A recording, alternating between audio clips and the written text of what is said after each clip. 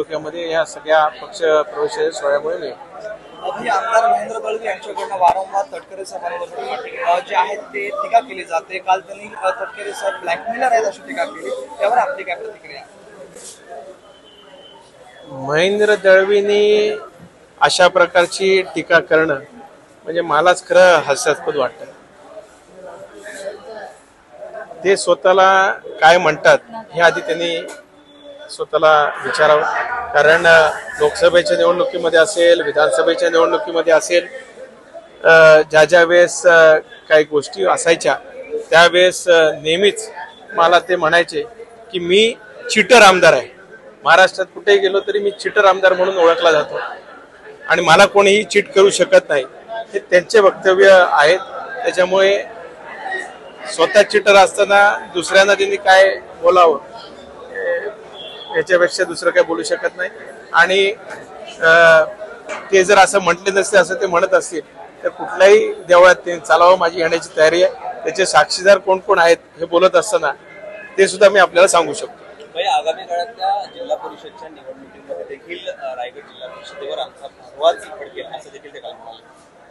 याचा अर्थ म्हणजे महायुतीमध्येच राष्ट्रवादीला त्यांनी एकत्र चॅलेंज दिले नाही। आता ते शेवटी भगवा फडकावा हा त्यांचा प्रश्न आहे। प्रत्येक संघटनेने त्यांनी आपल्या कार्यकर्त्यांना ताकद देण्याकरता ते बोललेत तर काय बोललेत मला त्याच्यात मागची भावना माहित नाही, पण मी आज सुद्धा या कार्यक्रमामध्ये महायुतीच्या माध्यमातून नेत्यांना आवाहन केलेलं आहे।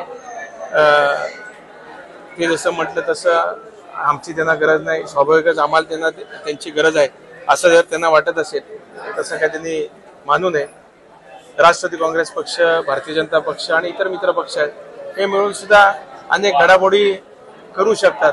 त्याच्यामुळे ते त्यांच्या आविर्भावात आहेत, ते राहू दे, मला काय त्याच्यात काय फारसं काय बोलावं असं वाटत नाही। आता भगवा फडकवत असताना निश्चितच शिवतेवर छत्रपती शिवाजी महाराजांचा भगवा फडकावा अशी आमची सर्वांची इच्छा आहे आणि तो डोलानी इतके वर्ष फडकतच आलाय, नवीन काय असण्याचं काही कारण नाही। तुमच्या प्रवक्त्यांकडून आमदार दळवींवरती 498चा काहीतरी आरोप केला जातो, एकंदरीत नेमकं प्रकरण काय? नाही, आता माझ्या कुठल्या प्रवक्त्याने त्या बाबतीतली काय ते बोलले हे मला माहिती नाही। त्या बाबतीत अधिकची माहिती घेऊन मी निश्चितच त्यावर बोलेन।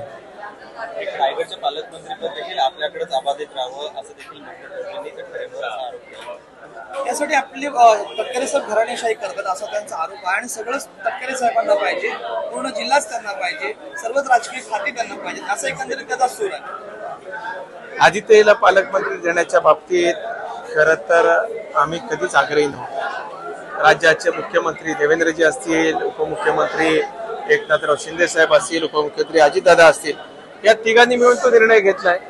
त्याच्यामुळे ह्याच्यात घराणेशाहीचा एक तर विषय येत नाही। असं असेल तर मग प्रत्येकाच्या घरात कोण कोण किती पदं घेतली आहेत ही सगळीच मला काढावी लागतील।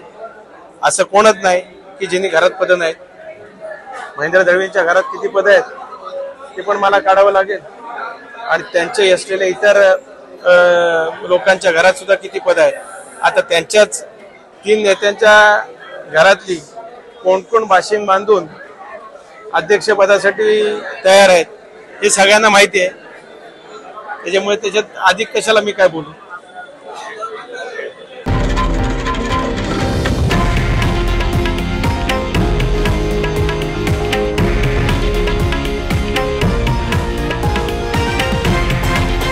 हे आहे देशातील नंबर 1 न्यूज नेटवर्क आणि आपण पाहत आहात TV9 मराठी, एकमेव।